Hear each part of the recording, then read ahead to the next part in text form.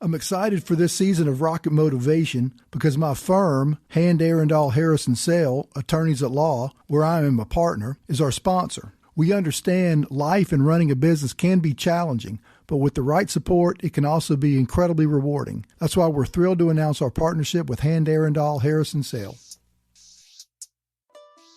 Be very careful not to react in the moment mercurially to all of these situations. Give everything a pause. You're definitely pissed the day something terrible happens to you. You find out you have cancer. You find out you're fired. You find out your kid's sick. Whatever it is, it sucks. But then looking forward and trying to say, 6 months, how is this going to be better for me? In 2 years, how is this going to be better for me? I think you'll get more out of it for yourself if you can do that. Hey, everyone, this is Rod Cate, and welcome to Rocket Motivation Podcast. This week's guest is a college football coach. His career spans over 30 years.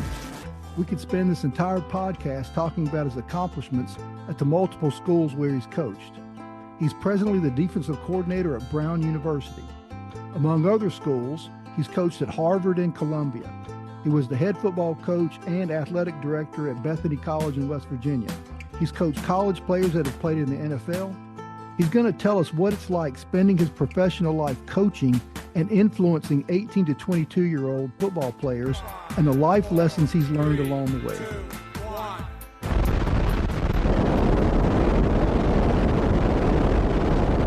Tim Weaver, a.k.a. Weave, welcome to Rocket Motivation. Thank you, Rod Cate, a.k.a. Rocket. Glad to be here. All right. So let's do this. Kind of tell us where you are now in your life. I mean, I already said you're coaching at Brown, but where you are, what you do, where you live, your family. Just kind of catch us up. Yeah, sure. I coach at Brown, as you said, which is in Providence, Rhode Island. My wife, Kelly, and I, we've been married it'll be 25 years in June. We've got 2 kids, a 21-year-old who's going to graduate from Drexel in June, our oldest daughter, Delaney, and an 18-year-old who's going to graduate high school in June, Casey. And we live in Lincoln, Rhode Island, about 10 minutes outside of Providence. And it's just the latest stop on a whole bunch of stops throughout the career as you do this in this profession that too many of us have chosen to do. And we're gonna talk a lot about this. But now, full disclosure to the listeners, Weave and I went to college together. We've known each other for years. We both graduated from Davidson College, where Weave was a starting defensive lineman and I think linebacker for 4 years. Weave was actually my little brother in Phi Delta Theta fraternity, so we've got a long history. But Weave, you started coaching. You started your college coaching career, I think, in 1990 at Western Connecticut State. Yep. As a grad assistant and defensive line coach. That's 1 year after you graduated from Davidson. I mean, did you know at that time that you wanted to be a coach for your career? Well, I think when I was about a freshman, sophomore in college, I knew I wanted to be a coach. And then I think anytime you get into any career, you might go, oh, this might not be what I want to do. But after that first year at Western Connecticut, and I was fortunate. A lot of guys have to go coach high school. I got lucky. The guys that coached us at Davidson knew the guy who was the defensive coordinator at Western Connecticut, and they were able to get me an interview with him at a camp that summer. And it worked out great. I had a very good couple of early career head coaches to work for. And yeah, so I kind of knew right away that's what I want to do for a career. If I could make it happen. It's a really tough career to make it through the first 5 years, and you need a lot of support. Yeah. And expound upon that. What do you mean? So when I took my first job, and this will shock some listeners, when I took my first job, the pay was $3,600 a semester. So basically what I got was $188 every 2 weeks for 20 weeks. And then, or that was for the year, I'm sorry, $3,600 a year, and tuition for my master's degree and a meal ticket in the dining hall. So we had to figure out a way to live in Fairfield County, Connecticut, the graduate assistants, which is the second highest per capita income county in the country. And we had to figure all that stuff out. How are we going to live on, $380 a month in the place where everybody makes $38 million a year, except for you? So you got to make it through there. And it does weed a lot of guys out because you can leave the profession for any other job and make a lot more money right away. But if you stick it out, there's financial reward at the end of it, but you got to make it through those first couple of years, which is really hard. So fast forward 34 years later to 2024. So when you started, did you believe you would be coaching this long? I think after the first 2 years I did. Once I got my job at Hofstra, which is where I went after Western Connecticut, and realized I could get another job from my first one, then I thought, you know what, I might be able to do this until I'm finished, until I'm ready to retire. I love the job. Like, going to work every day is great. The profession is not great because, I'm sure, as we'll get into, the moving around and the uncertainty and all that thing, but the actual job, going to work and what you do, coaching players, and that's the best part of the whole thing. So I knew I wanted to do that as long as someone would let me do it and pay me to do it. Right. Well, and let's just get right into the moving around, but because I'm going to read real quickly. This is your coaching timeline. Starting in 1990, Western Connecticut State, grad assistant defensive line coach. Then you went to Hofstra for a few years, defensive line coach. Then West Virginia Wesleyan, defensive coordinator, linebackers coach. Then to Harvard, assistant coach, defensive coordinator. Then to Columbia, defensive coordinator, defensive line coach.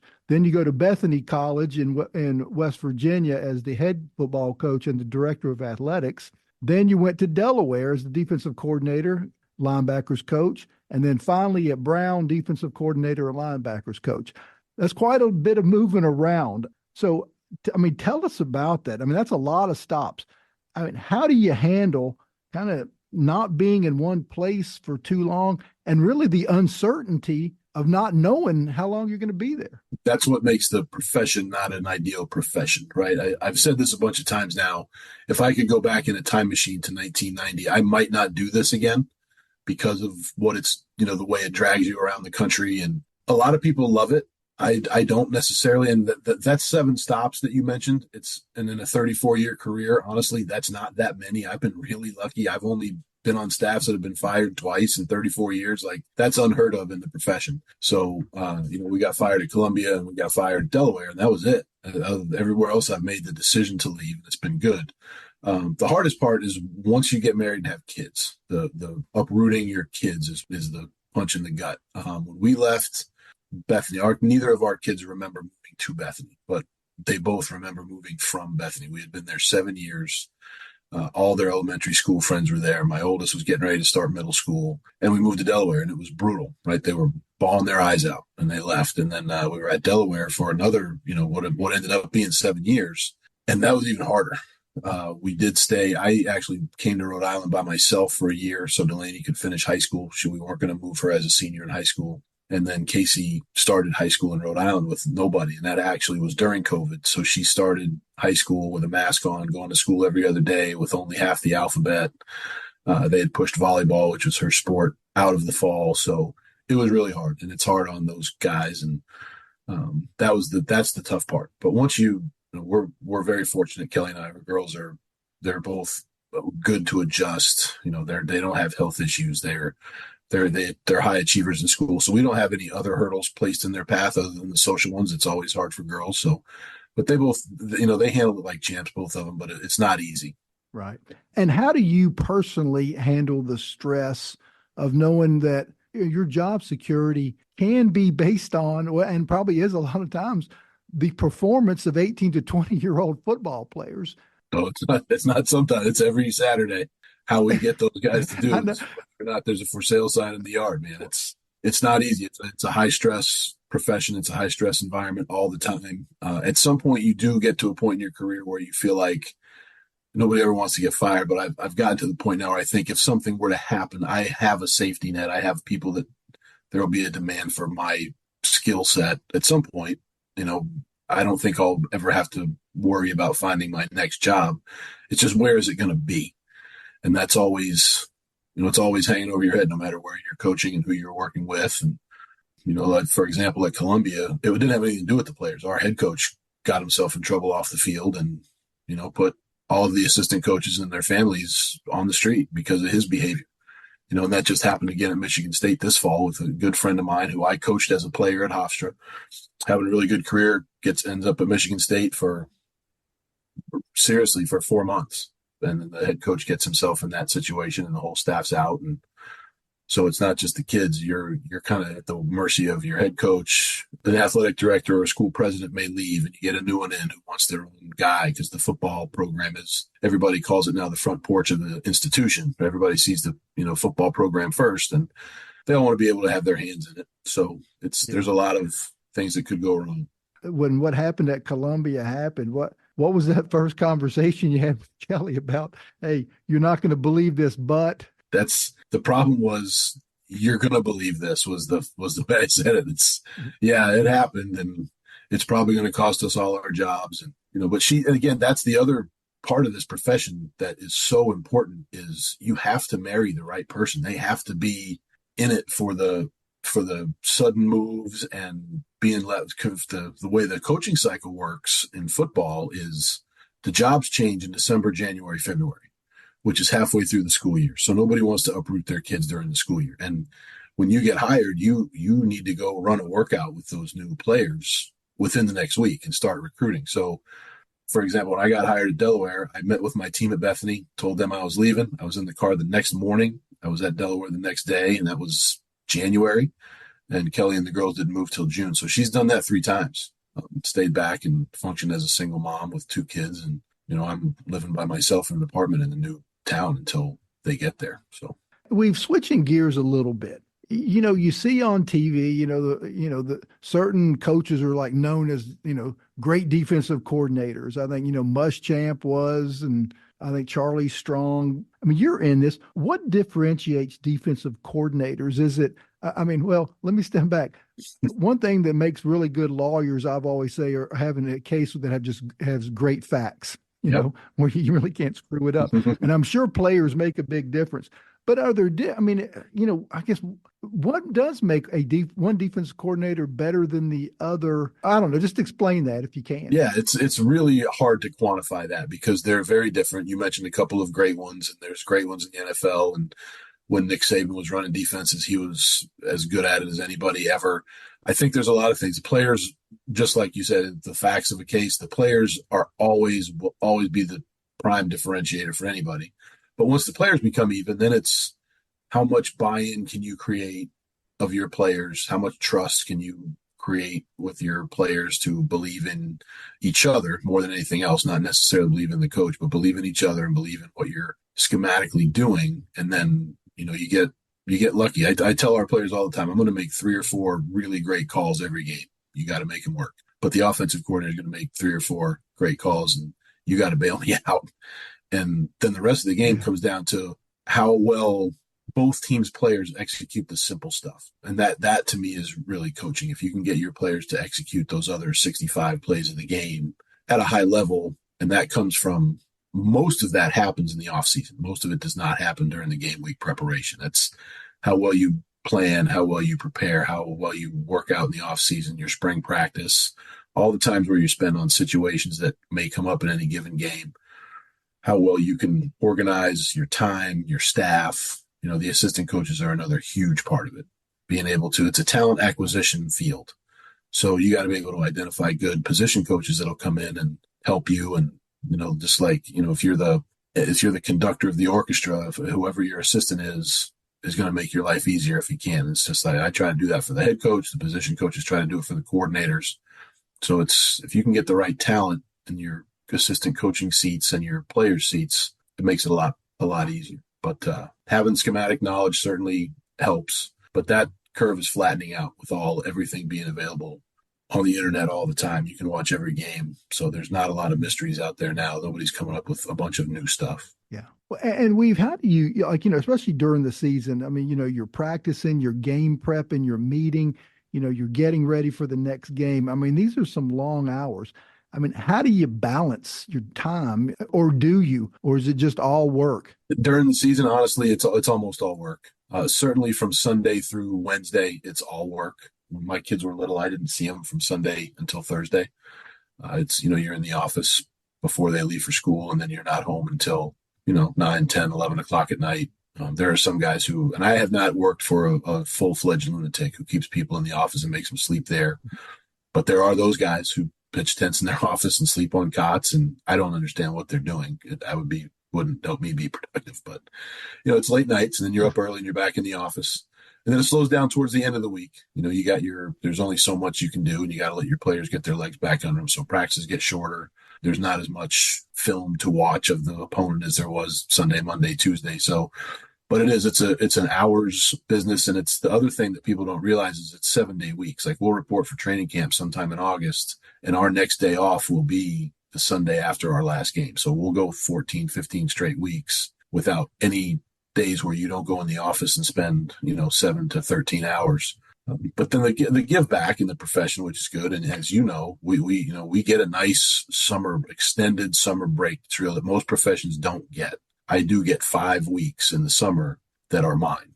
I don't have to show up in the office. I'll check in with my players, but as long as we get our work done, I can go to take a 2-week vacation in Florida with our buddies and stay the whole time. And that part of it is a good trade-off for all the hours that you do put in during the year. And looking back on your career, what are you most proud of? Oh, wow. It sounds weird, but I think you get pride. I think there's two kind of prongs to being proud. I think on the football side, really proud to have coached the first playoff team at Hofstra, to have coached an undefeated Ivy League championship team at Harvard, to have taken Bethany from 3 straight 1-9 seasons to a 4-win season in our first year, to take Delaware's defense from outside the top 100 to inside the top 25 in 3 years. What we've done at Brown, Brown had really kind of gone sideways before we got hired, and now to get back to 500 for the best season in 7 years here. So the football stuff's it makes you proud, but the other stuff is like when you get an invitation to a player's wedding, those kind of things are really cool. When you get birth announcements from kids that you coached.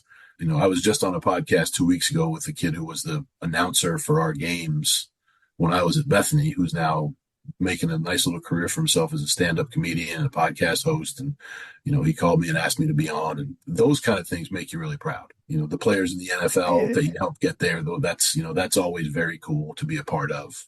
We just got to see Michael Hoyt last week, who started all 16 games for the Rams this year, played for our first team at Brown. And, there's been a few of those guys. I recruited Raheem Morris, who just got the head coaching job of the Falcons. I was in his house talking to him and his dad 30 years ago, as when he was an 18-year-old high school kid in Irvington. So, those are cool to see those kids have success after you work with them as young guys. So what advice would you give? All right, some kid just graduates from college and he comes up to you and say, "Hey, Coach Weaver, I want to be a football coach for my career." What will you tell them? Honestly, I tell all of them, don't do it. I think most responsible football coaches try to scare guys out of the profession because it does chew so many guys up and spit them out early. But if they can convince you that they really want to do it, then you try to guide them down a path of, and it's gotten different with these kids that are significantly younger than us. None of them want to work for $3,600 a year. Usually when you tell them you're going to work for less than $10,000 for 2 or 3 years, most of them go, "Oh, I didn't know that." And they walk right out of your office. But the ones that stay, then you try to guide them and say, "Hey, look, you got a couple of ways you can do this." When I got into it, I started at the small college level, which the disadvantage was I wasn't connected to a bunch of big college coaches. But the advantage was my first day as a college football coach, I coached the defensive line.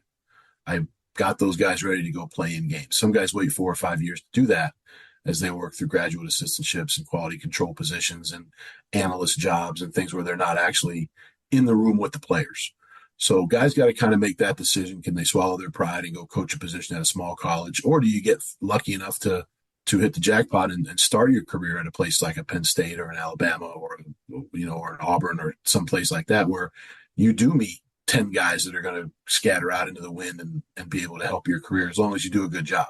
So you either have to go get a job and do the job early, or get yourself connected to people that can help your career down the road. Those are kind of the two best ways in to end up where you can actually support a family and make a career out of this. So here's a really easy question for you.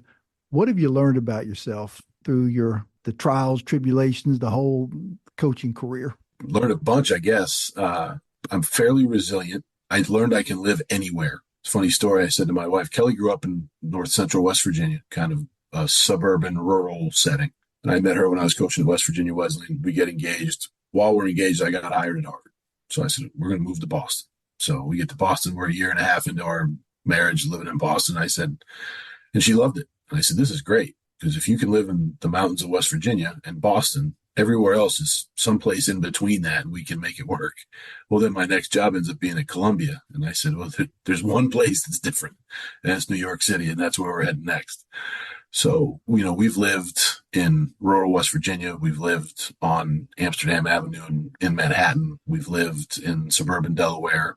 So you find out I found out I can live anywhere. I can relate to a bunch of different people throughout wherever we are. And that's been I wouldn't have known that about myself had I not been dragged all around and forced to do it. So that's been a good one. When you've been able to have an effect on young adults, these football players, and influence them throughout your career. What advice would you give to young people? And this is separate and apart from playing football, but on just making their way in the world. What advice would you give to young adults? Communicate. I think that's the biggest gap that we see now, even compared to 15 years ago, not let alone 25 or 30 years ago. Just be able to communicate verbally with not just your peer group, but people who may hire you, people who may accept you into college, people who may make a decision on whether or not to give you a loan at some point. All of those things to develop communication skills and be able to get your point across eloquently without a bunch of verbal crutches, and just to be able to advocate for yourself and not have everything be so awkward. I think that's what this pocket of young adults is really, that's what sets the good ones apart, in my opinion. The ones I would like to work with, the ones I would like to coach, the ones I would like to hire are people who don't, every social situation isn't a pins and needles, awkward, oh man, everybody's looking at me. Am I wearing the right thing? Am I saying the right thing? Just kind of be able to communicate your thoughts truthfully, honestly, with people from your age group all the way up to people above you in the chain of command, so to speak. Gotcha. Now, and you've been through a little adversity in your life with your career in the coaching, just like, like you said, head coaches get fired, ADs are done with you and you're out. So I want to broaden the question a little bit. I mean, what advice would you give to people, just anybody that's going through some tough times, that they're dealing with adversity, based on what you've been through your life, when you have to handle your adversity, you try to get through it. What advice would you give to them? Be very careful not to react in the moment mercurially to all of these situations. Give everything a pause. Take a deep breath. When something goes bad, okay, this is bad. I'm acknowledging that. I might be sad. I might be scared. I might be pissed off. Whatever that emotion is, this is bad. Just try to take a beat, try to breathe, and then reset yourself and go, okay, how do I get out of this situation? How do I make this situation better? Don't dwell. And sit there, like in our profession, getting fired, when I talk to people in other professions, because it's much more rare when they get fired, they just complain about everything that was happening in their job before they got fired. It's not doing them any good. Don't. Take a breath. You can't fix that now. You have to be forward focused and, okay, how do I, to quote your book title, how do I get back up? Right. I'm down. But if I sit here and woe is me, that doesn't help. So if you can just take a breath and recenter yourself on getting out of the situation that you find yourself in, is probably the best. That's been my best practice. You're definitely pissed the day something terrible happens to you. You find out you have cancer. You find out you're fired. You find out your kid's sick. Whatever it is, it sucks. But then looking forward and trying to say, in 6 months, how is this going to be better for me? In 2 years, how is this going to be better for me? I think you'll get more out of it for yourself if you can do that. Gotcha. I've been fortunate enough I've been able to take 2 trips up to Providence to see Weave, live in his coaching up at Brown. And, for those that have not been to Providence or to Brown Stadium, it is a beautiful old stadium.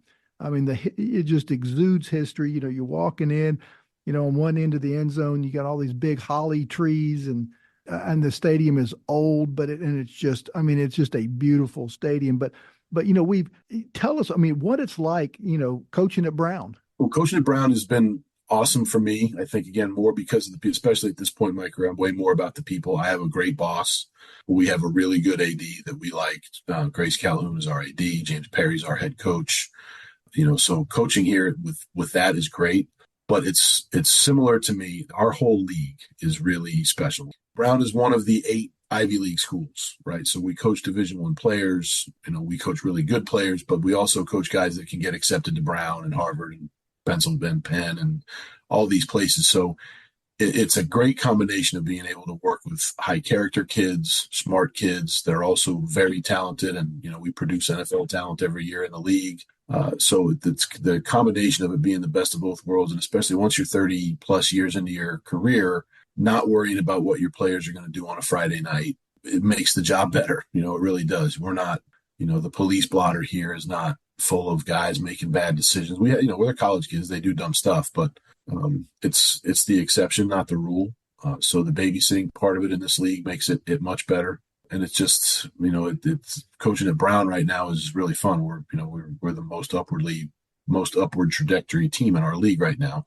And so that's been fun to be a part of. But it's a good league to coach in. And like you said, the stadiums are awesome and the quality of football is awesome. And it's for at this point in my career, I'm very, very happy here to not have to deal with a whole bunch of transfer portal issues and a whole bunch of kids that want an extra $25,000 in NIL money.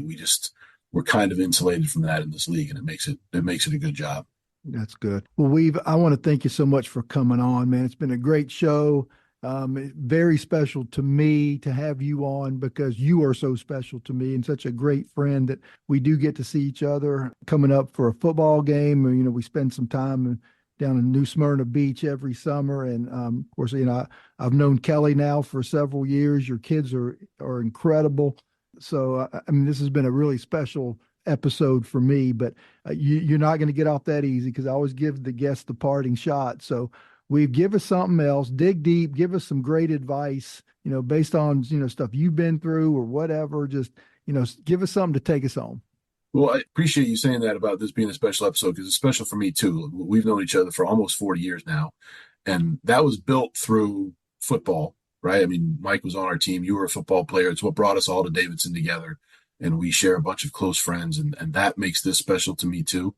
And that would be my advice to people is get yourself around the right people who will help you when things are bad, when things don't go your way. You've got a support group that, they talk about the family that you choose. It's different than the family that you're born into. We're both lucky to have good. Each of those are good for us, but be sure you surround yourself with people that, 40 years from now, you can go on vacation with and have a blast. And it's not like, it just kind of kept going for us. And I think that's really cool. And whatever that is, if it's the cast of your musical theater production in high school, if it's your high school band, if it's your chess club, your football team, your baseball team, whatever it is, build the relationships and keep them going.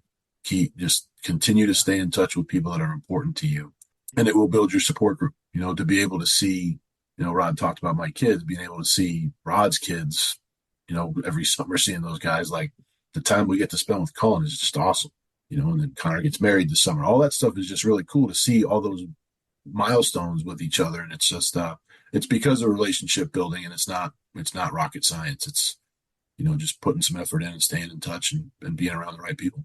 Yeah, I couldn't agree more. I've always thought relationships are the most important thing in life because, here it is during football season. I get to focus on Brown University football. It's important to me that Brown wins every week. Our good friend Pete Hughes, who's the head baseball coach at Kansas State, it's you're involved, you're invested. I know we're both going to go out in May to watch the BYU K-State series. Yep. Can't wait for that to happen. And it's just, it's great where you can focus on other people and really give a shit about somebody else besides yourself. And it's just, man, it's a great feeling to go through life that way. Yep. I would advise everyone to build a group like the one that we've had for, like I said, 40 years. Almost, we're getting close to 40 years since we all got to campus. So anybody that can make that happen should do it. Well, Weave, I want to thank you again for coming on. It's been a great episode. Awesome, Rocket. I had a blast. What a great episode with Tim Weaver. He's had such a great career in the college coaching ranks, just has learned so much and has given us such great life advice, based on his experience. Tune in next week to another great episode of Rocket Motivation Podcast. Thanks again for listening to Rocket Motivation. I want to again thank our sponsor, my law firm, Hand Arundel Harrison Self, With offices in Mobile, Birmingham, Fairhope, and Athens, Alabama, and Destin, Panama City Beach, and Santa Rosa Beach, Florida, we are uniquely situated among the Southeast major law firms to provide legal direction to clients throughout Alabama and Northwest Florida. So whether you're looking for legal advice, litigators, or simply a partner you can trust, Hand Arundel Harrison Sale is there for you. Thank you for listening, and be sure to check out Hand Arundel Harrison Sale for all your legal needs. Visit our website at handfirm.com. And if you would like to get my book, Get Back Up, it's available at Amazon. Just put in Get Back Up and my name, Rod Cate, and the book will pop up. I'd appreciate it if you would subscribe to Rocket Motivation wherever you listen to your podcasts. And please rate and review the shows and spread the word about Rocket Motivation to your friends. So until next time, remember, never give up and always get back up.